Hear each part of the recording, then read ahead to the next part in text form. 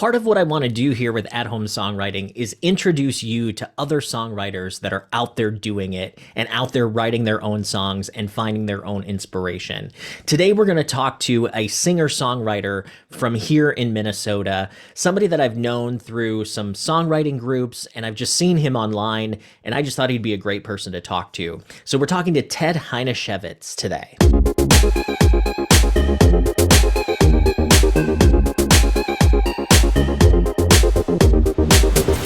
All right, so today we're talking to Ted Hajnasiewicz about his songwriting and just songwriting stuff in general. So welcome to the channel, Ted. How's it going?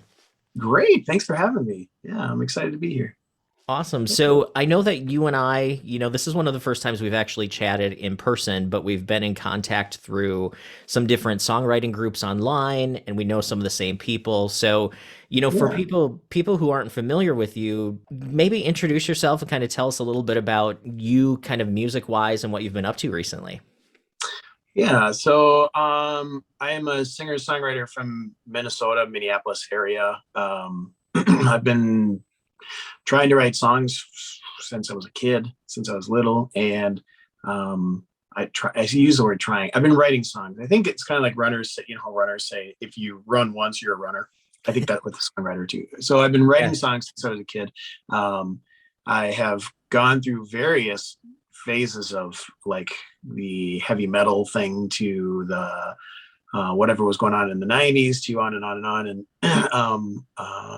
finding my space and the singer-songwriter part of like, hey, you can just do 3 chords is kind of where I've found life and tell a story with your lyric. I have played in bands much of my life and then found a lot of freedom when I could start doing it on my own, because you could just book without having to get 3 other people or 5 other people organized. And so I would say the last 3 years or so is where I've just started to get into this rhythm of writing a lot, and maybe not using every song I write, but enjoying the process of it, and then starting to put out something that I'm happy with, and I don't cringe when I listen to it later, I guess. That's the trick, right? Yeah, I am a lover of songs and songwriters. So I tend to be of the mind of, I'll probably quote or mention Willie Nelson a lot. And I think of him because I feel like he's like this incredible songwriter and one of our better songwriters, American songwriters, if you will. Absolutely.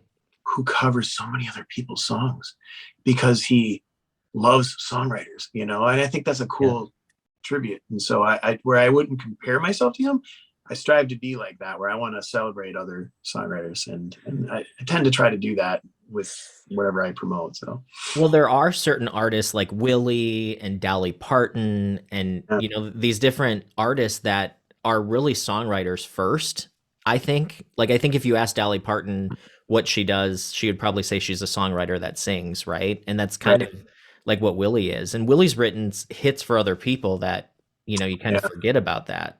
So those are good influences. So when you think of songwriting, like if somebody says songwriting to you, like what's the first thing that pops into your mind? I would probably say there's a feeling or a moment or an emotion.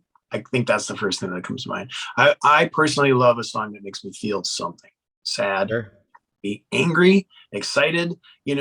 Anthems get you all rah rah, and Celine Dion can make you cry. So and that's what really is going to speak to my heart. So I would say is probably emotion would be the first one I would say. I want to get your heart. Do you have like how would you describe your style? Oh, I used to call it lover's lament crap because everything I was writing was for my wife. Right? LLC. Yeah, lover's lament crap was the thing, and so now I don't. That's a really hard thing to answer, and I wonder. I envy people who can quickly and easily answer that question. I'm horrible at that, Chad. Sorry. That's okay. Lover's lament crap works. Who like you mentioned, Willie, you brought up Celine Dion. Like, are you kind of a wide influences person, or do you have like a set of people that have really been like your influence or inspiration? That's a good question. I think probably both. I don't really listen to a lot of Celine Dion, but I think she's a tremendous singer.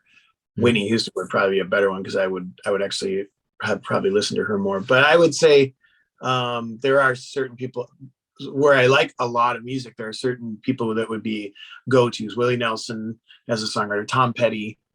sure. When I was young, Kiss, because they were just like this huge show, and I do like that. I don't think I can do that, but I appreciate a big show. Or Freddie Mercury as a just this iconic rock star. Um, Taylor Swift. I don't. Yeah. I'll be honest. I Yeah. don't listen to a lot of Taylor, but I'm starting to. And part of it for me is the excitement she has as a songwriter. I don't know if you watched that documentary she made. Uh, Yes. there is a scene in there where she's in the studio with a producer, and I think they do it multiple times. But there's one spot where there's just like you can just feel the excitement coming off of her, and there's her creating Mhm. something. And I'm like, oh, I want to write with her so bad because Yes. that's they captured what we all feel as a writer, right? So yeah.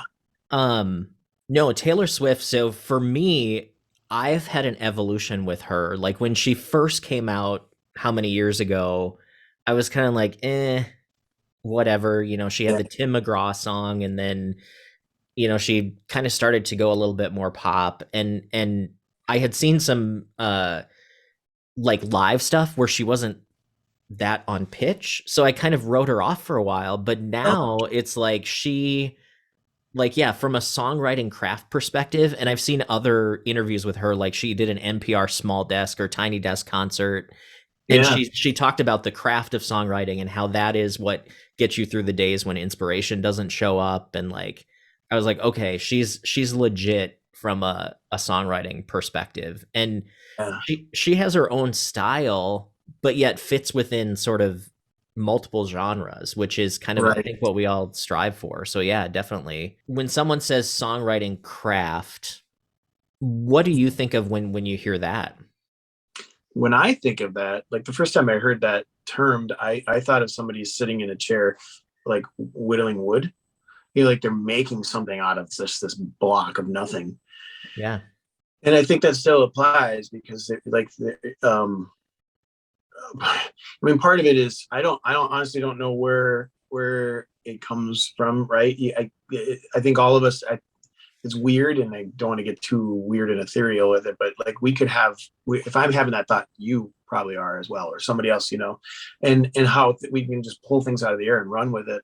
Hmm. And I think our part is to take that block and as best we can whittle it into what we see as a piece of art or uh, an expression. So So yeah. when did you start playing instruments? Is that how you kind of started with songwriting, or what was your evolution? I don't have any actual like real official training on any instruments. But I started tinkering on one of my grandma's piano, like learning Star Wars, that kind of thing. Um, and I would play around it with whatever I could. I would tap on, like everybody had those. My age had those little cassette deck recorder things, and I would tap on that for the drums and then sing. I would make up words because I wanted to be like Kiss or something like that. And so I would make up these fake songs and albums and Yeah. all of this stuff. That you're really young. I'd have songs just going in my head before I ever knew that, hey, maybe I could actually do something with this.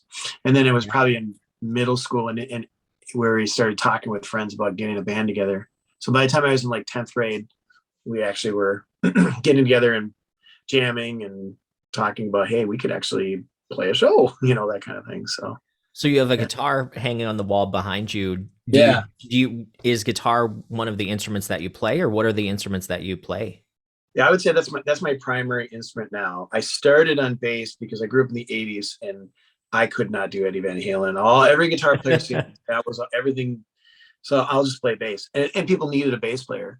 And then it was probably uh late 80s, early 90s when I rediscovered like Tom Petty and John Mellencamp and all and the chords they were playing. And I'm like, I could actually play that and I could sing where they are. And so then it became this thing where maybe I could play guitar, and it's okay if I'm a bit of a hack. So guitar is my primary. I play bass. I still think like a bass player a lot of times. I'm very like centric. I want that bass part to be this way. And so I have another bassist come in. I kind of, Tell them what to do. yeah, that's not fair. But and then Yeah. I hack on piano, I guess a little bit here. I would never play that live, but I'll hack on piano. So, What does your songwriting process look like now?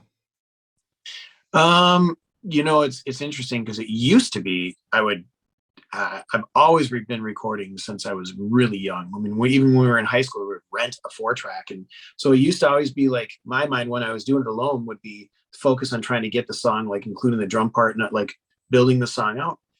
Yeah. And at some point I just sat down with the guitar because I started thinking, okay, I had a friend say that once if you have a good song, you can do that alone with whatever your instrument is. Yeah.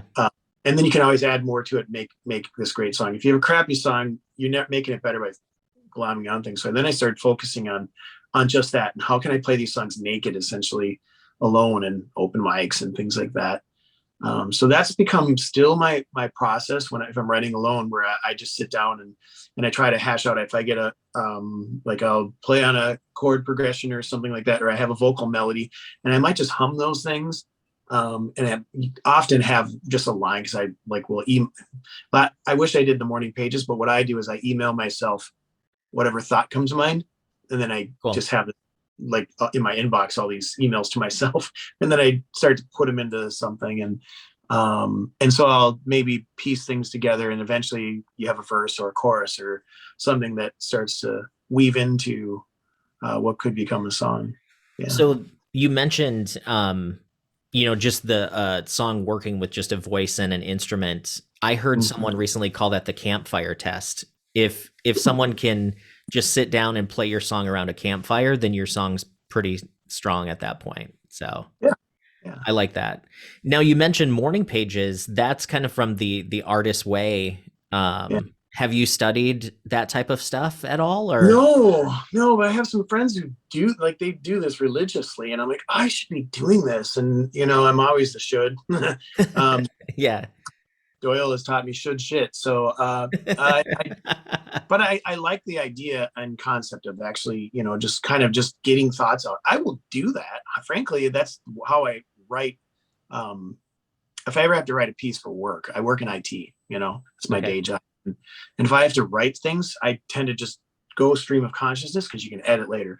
And when I write songs, I really do go stream of consciousness, and I don't worry about if it's a dumb line because it's the A, it's placeholder. B, she's a good girl, loves her mama. Those were goofing off lyrics that he kept. You never know what might stick. So I'm really fearless. That's the only place in my life I think I'm fearless. But in songwriting, I'm not afraid of looking or sounding dumb. So when you're like strumming and singing that stuff, are you recording it so you kind of keep it and don't forget it, or are you good at remembering? Because I'm not good at remembering. No, the young me was really good at remembering. That's exactly how I did it. It was like I had albums of material in my head. The old me now, I use my phone. I just pop that, like I captured, like if I will go in segments like where I got to save this piece so I don't forget it as I'm moving on to the chorus, literally from 2 minutes ago. So I want to make sure I don't lose it. So I'm perpetually recording things in some way.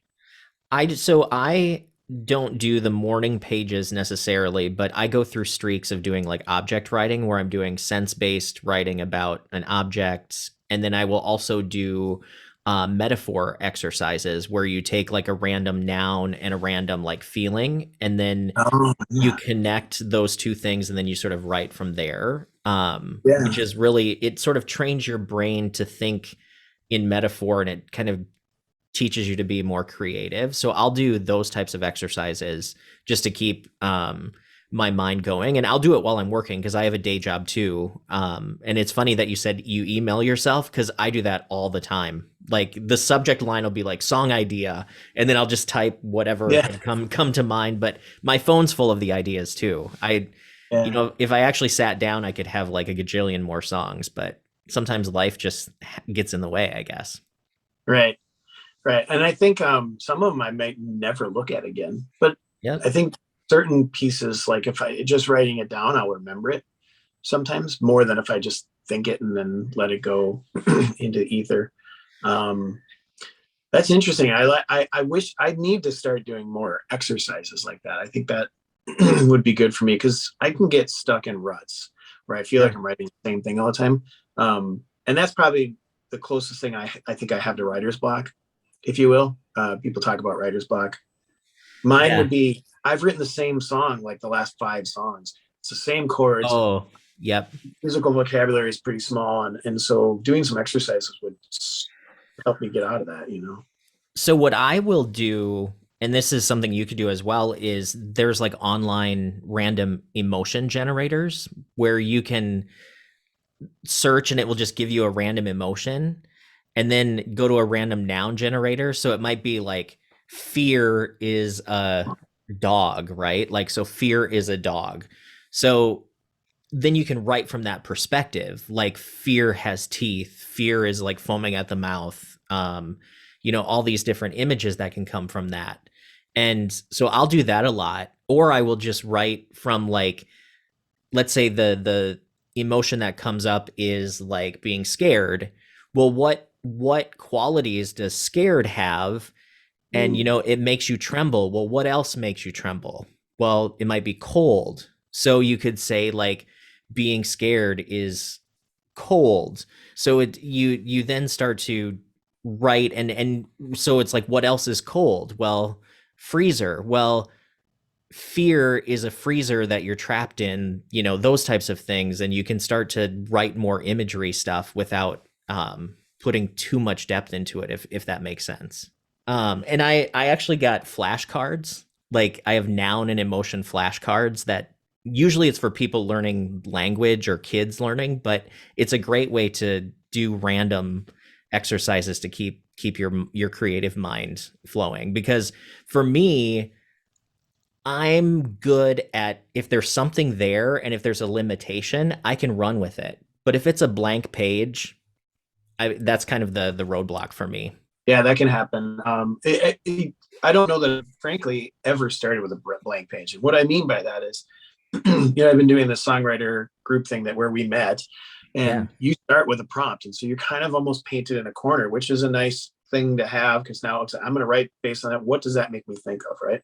Yep. But even with the blank page where I may have sat down to just write, I'm usually grabbing one of those ideas, or I have that idea in my head that's been just stewing. And so I'm never literally just sitting down, okay, I'm just gonna write. I do that often where like I no longer just wait for inspiration. I don't Yep. know that really happens, but when I write, I'm usually so what am I trying to say? I go through the exercise if I'm going to sit down to write, but I'm never sitting down with literally nothing. Yep.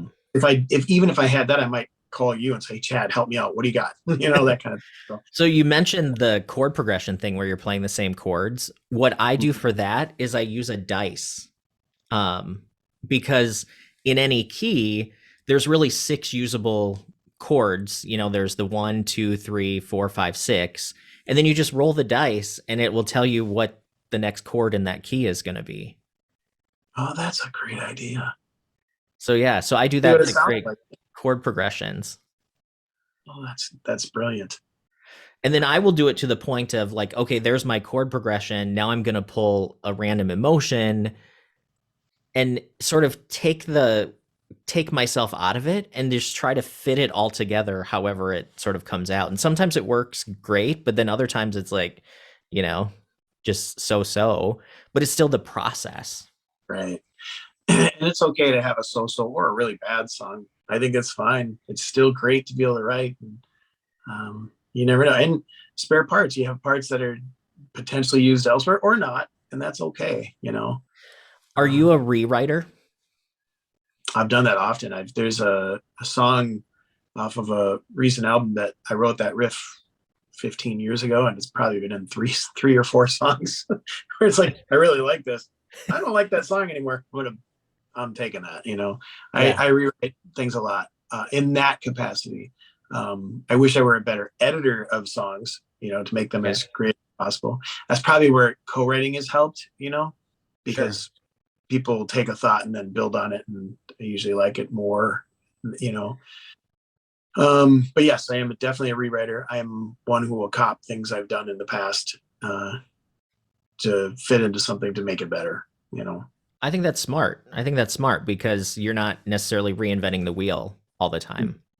Do you do that with, I mean, obviously you can do that with riffs, you can do that with different, musical things. Do you also do that with concepts? Yeah, and to that end, sometimes I can get stuck. Like for a while, I was writing every song was about or for my wife or from her perspective. You know, like it was like that's the lover's lament crap part I'm talking about. It's like, Yeah. gosh, Yeah. can't just keep doing that. And then so I will get on themes and write the same concept, if you will. And that might be okay, but it also could be like, well, that's all you're writing is this, whatever the thought might be. And, you know, things have been going on in the last couple of years. There's been a lot of things to write about. Sure. Um, so that part I might do. Have I taken like I want to rewrite that thought? That's an interesting thing that like that would be a good exercise to do, I think. And the reason why I say that is there have been times like I really want to get this thought across, and you finish the song and you're kind of proud of it, and then you set it down and then you come back to it and you're like, I don't really think I got across what. Well, go back and say it again. It would almost Yeah. be like, say, I didn't understand what you meant. Could you repeat that? Or could you elaborate on that? Well, go elaborate on it in another song, and that would be kind of a cool thing. That's something that I think about, but I'm guilty of not doing that because I should do it because I do think the longer you think about a topic, I think the more angles you can see of it. Yeah, And I think, we're kind of writing at some point you're writing the same songs anyway because your style is your style, I think. And I try to break out of my own style a little bit, but there's still something that makes it my own. Um, but no, there's times where it's like, well, that's a good idea, but maybe I just didn't execute it right the first time. Like right. I should Right. rework it. It's not the idea is not bad, but I also don't think that my bad songs are actually bad. They're just not as good as they could be, if that makes any sense. Yeah, yeah, that makes sense. You know, and you still created something that's amazing, I think. You know. Do you, when you're writing and like, let's say you come up with a chord progression, you've got some lyrics, are you thinking about like rhyme schemes and like sort of the structure, or how does that play into your writing process? I tend to be one who wants things to rhyme all the time. I may not always stick to that, but I'm as I'm writing, and that would be the kind of the stream of consciousness. I might take a lazy route and choose like that second line rhymes here, or I know the rhyme schemes where you can have like, you know, the first line rhymes if you got 4 lines, and then the first line, those, you know, the Like first of each four, you know. like couplets? Mhm. I don't know that I intentionally do those things, although I do those, and I don't. Maybe it's just become like a best analogy I can think is like I've fielded the ground ball so many times. No ground balls getting past me. You know, does that make Yeah. sense? Yes, I Yeah. do it, and I probably do it more in. It's like subconscious, but it's. I don't put a lot of thought into that. Yeah. It kind of falls. It starts to fall into place, and I just go with it. If that makes sense. So. Well, I think we've all listened to so much music that I think instinctively we have a Mm. sense of where those things happen. So we subconsciously know it. One of the things that I have over the last probably 10 years or so, I've gotten more into being more conscious of that and how to use some of those things in order to communicate emotion through structure. So, you have what your song is saying, but then you also have the body language of the song, like Right. the types of rhymes, where are the rhymes happening, why do we rhyme at certain places, like what does that do for our listener? So I'm like down in that level, which is not for everybody, but I'm like the nerd Yeah. of like, why does that work and why is this happening, and trying to incorporate those things into my writing. That's cool though. Yeah. That's awesome. What are you doing as far as putting out your music now? Like I know you had talked about, doing some gigging and different things. What's Mhm. kind of on your agenda? Um, so I've got a couple of different things always going on. I've been putting stuff out as with my own name, because my name is just the best stage name in the world that nobody can pronounce or type. So you're never going to find me. But I have that, and I've been doing more of a group effort with some old friends. We've been working on a record, the Hebba Jebba thing. Yeah. So we put that record out, and we're working on actually, like, I mean, it was a studio project, but now we're like, well, let's kind of figure out how to make this a band. And so we're working on that. And in time, when it's right, we'll figure out like gigging for that. And then the other part is figuring out this collective thing, doing with a couple other friends, where we're starting out with literally we're going to put an album out of Minnesota songwriters covering other Minnesota songwriters. So, Cool. like Doug Milloway is one of the people on it from Minnesota Association of Songwriters. Is that what it? Yeah. Yep. Um, Doug's actually, he was just voted the president yeah, I saw of that. the group. So yeah. Yeah, Yep. Doug's a good really, guy. really cool guy. Yeah, so he has quite a few songwriters on this, and we want to do this more. Like, we're going to work on a volume 2, and we want to kind of just make it more of a, like, I keep thinking of, and I always think romantically, like back in Greenwich Village when all the folk singers covered everybody's songs, or some element of Nashville, like the whole outlaw country folks used to just, like, everybody did Chris Christopherson songs and then he did theirs, and how Yeah. and they can just bring a new life to a song that, oh my gosh. And so it's kind of exciting to hear someone do your song, or interpret others. So I think that project, I want to I want that to grow legs, if you will, and Cool. see what can come of it, and how it can be we have a really rich, in Minnesota, we have, I think, in the Twin Cities, there's a rich supportive network that this would just be an add-on. It's not like we're fixing anything. It's just like, hey, here's another cool way we can celebrate here. And yeah. And I'm sure you could go any state and you're going to have the same thing, where there's just amazing creative people making wonderful stuff. So, Well, and I think that's what's great now, even just like you and I talking right now, it's like we're doing this over the internet. So yeah, it opens up so many more opportunities for people to work together, which is great. It doesn't have to be Minnesota centric necessarily either. It's all right. just community.